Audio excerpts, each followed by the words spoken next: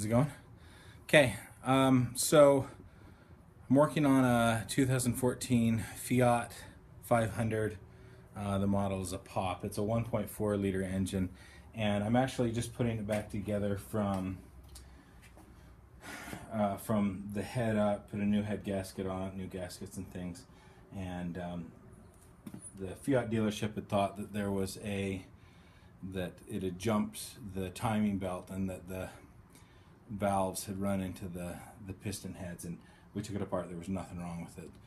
Did some tests on the head, make sure that the valves were seating correctly, everything looked good. So I'm basically putting it back together, going to retime it and put it back together.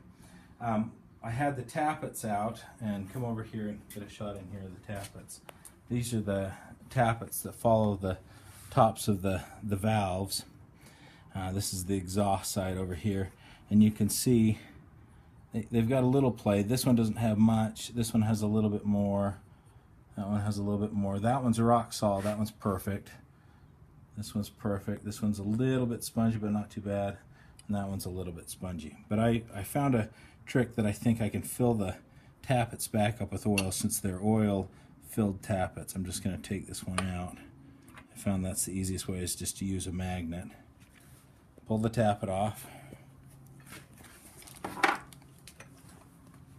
And what I'm going to do is I'm turn it upside down in this little clean oil here. Fill up the cap there, and then the tappet itself has a little groove, and there's a little hole that fills up with oil while the engine's running. So essentially what I'm doing is exactly what the engine does while it's running, but I'm doing it so that when the engine starts up, it doesn't have to do this in order to open the valves. Now you can see, well, that one didn't take much. There was only a little bit of bubbles coming out of it. The bubbles are air that are trapped inside the tappet instead of oil. Oil does not compress like air does, and so the tappets are a lot better off when they're full of oil, because then you can see there's a little bit of bubbles coming out of that. Bubbles and a little bit of dirty oil, which the dirty oil is fine. You want the air bubbles out so that it can't compress. You can actually, if you get in there tight, you can actually see it shooting out the dirty oil.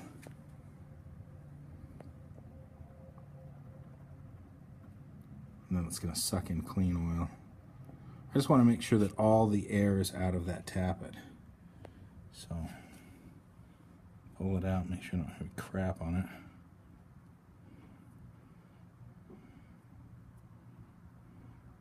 There you go, take it back in. Now, Fiat recommends that if you take these out, that you label them, make sure they go in the right place.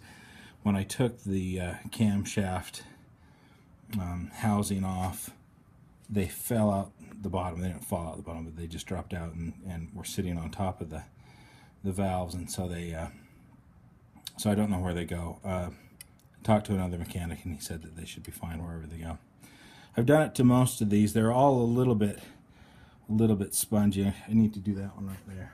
So I'll repeat the process, and then I have one more to put in here.